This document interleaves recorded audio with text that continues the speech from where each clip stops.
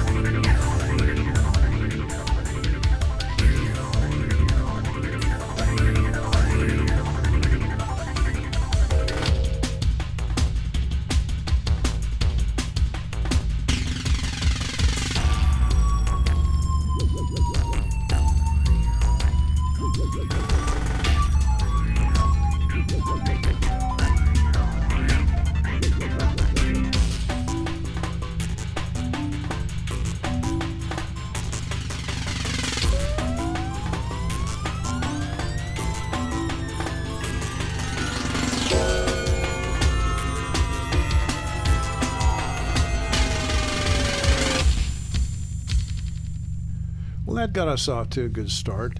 That field we just passed over is called milo or sorghum, and it's just one of the most beautiful things you see this time of year. Now here's an abandoned silo out in the middle of a field. I meant to cover it from the other angle, but you get the idea. It's just sitting out there by its lonesome. You know, as I'm looking at this, I know I'm going to have to bring this up sooner or later. I do fly really low when I make some of these movies. We started off the movie pretty high, but I like to get down low because it's more interesting visually, and it's a lot more fun too. You do have your attendant issues. You got to be watching out for wires and for fences, and here's a tree row. But like I said, I have been over this course a number of times prior to shooting this video, and see, there's a wire there. You just got to look for stuff and keep your maintenance up. You don't want to be losing your engine down here, but even if I did, if you'll note, It's like one big landing field out here, except for when you're over the small forests that we have, like this one right here. Another thing I need to point out is that I'm flying relatively slow. I mean, for an airplane, this is way below a lot of aircraft's takeoff speed that I'm flying right now. Typically about 40, no more than about 50 miles an hour. That's what you're seeing right here, even though it may appear to be faster. And like I said, that's one of the reasons why I get down here low like this, is to make it more interesting. See, I've gone through this a number of times, so I knew I had plenty of room to get through there, but it looked cool, didn't it? Now, speaking of obstacles to emergency landings and such, we're coming upon the Ninnascaw River. You can see the railroad tracks that cross over it there. They're coming out of Belle Plaine, Kansas. And this is a place where if I did lose a motor, it would be shame on me because I wouldn't have any place to land. So the way you get around that is you gain some altitude, and then if you do lose your motor, you can glide over the area that doesn't help you out for a landing field, which is right here. See the Ninnascaw and the railroad tracks and all that sort of thing. So I'm giving myself some altitude to get over this obstacle in case I had any engine problem. But we're going to get back down on the deck here in a second.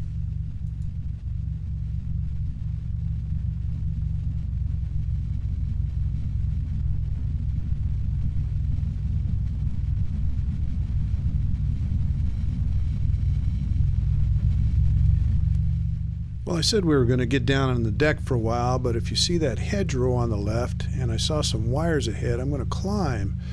The reason is not so much for the wires, but there's a country road going left to right there, and I'm swinging my head around. You can't tell, but I want to make sure I didn't buzz anybody's pickup truck or anything like that. Now, right below us, you'll see a green tint in this field. That's winter wheat. They plant that in the fall, and it doesn't grow much during the winter, but then it comes up in the spring.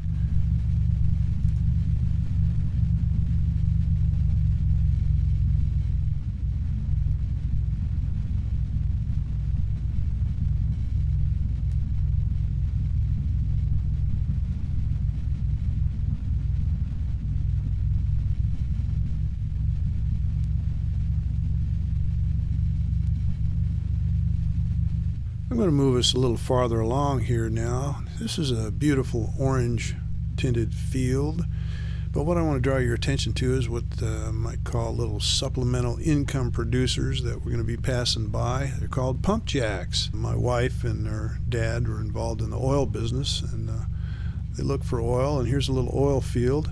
Just like with the silo earlier, I had meant to pass this on the sun side so it'd be a better shot, but you can tell what it is. Over the last few times through here, I had noticed the farmers in this next field we're coming to cutting the hay and baling it and putting it up. Well, they've now moved it over here next to this tree row, so I'm going to show that to you now.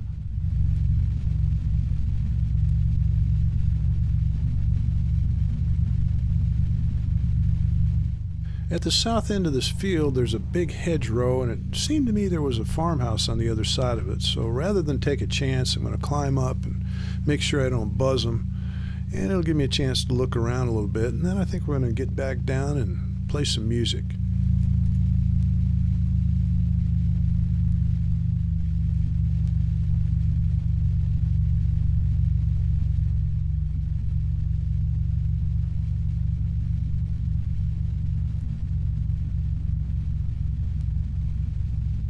Wait, before we play some music, I want to show you this little summer house I found out here. It's on a nice lake. I'm shooting this in the middle of the week, so nobody's there. And I'm looking ahead to make sure I don't disturb the peace, but it'll give you a good bird's eye view of a nice little country cabin getaway.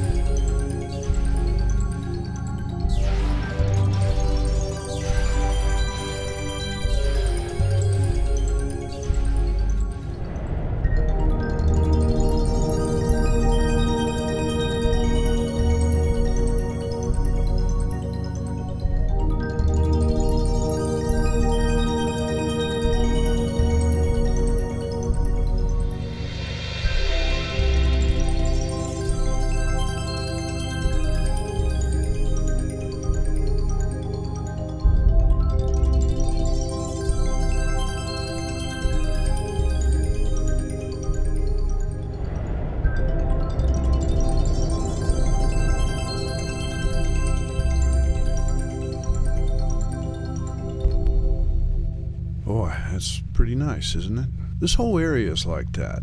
Of course, if you go to the west, it's different. If you go to the north, it has its own character. Out east, it's more of a rolling hills, but it's all what I'd call majestic. It has a certain majestic elegance to it. The more I fly over it, the more I appreciate the Great Plains. While the casual observer might just see this as being one long, uninterrupted sameness, there's a lot of surprises out here. Of course, there's the wildlife that comes out to greet you on occasion.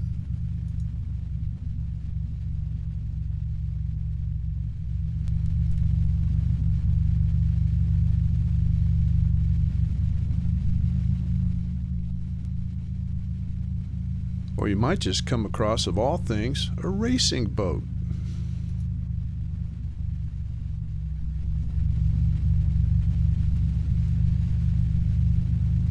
If you're not from this area, you're probably not familiar with this next thing, but it's called a center pivot. It's this huge irrigation device. There's thousands of them out in the Great Plains, and it's one of the secrets to the success of American agriculture. That thing we just passed is the center pivot, and when in use, they turn on these large wheels you see in big circles. So because it's a round peg in a square hole, you always end up with the corners of the field not getting watered, and they sometimes will put different types of crops in those corners.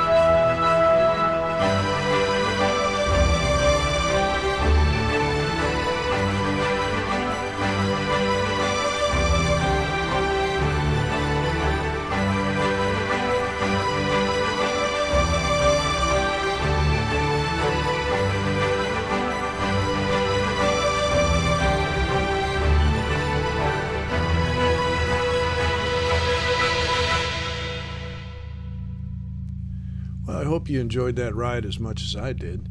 You know, that big buck at the end sort of surprised me, and I debated whether to go back and make another pass, but we didn't see him good enough on the first time, and I've been told that they don't damage the fields when they're running through them like that, so I decided to go back and get another shot at him. We're pretty much at the end of the flight now, but I'm going to break away from what we call real time and give you a montage of some of the high points as I headed back to the hangar. I'm going to end it with one more 720, and then we're going to land.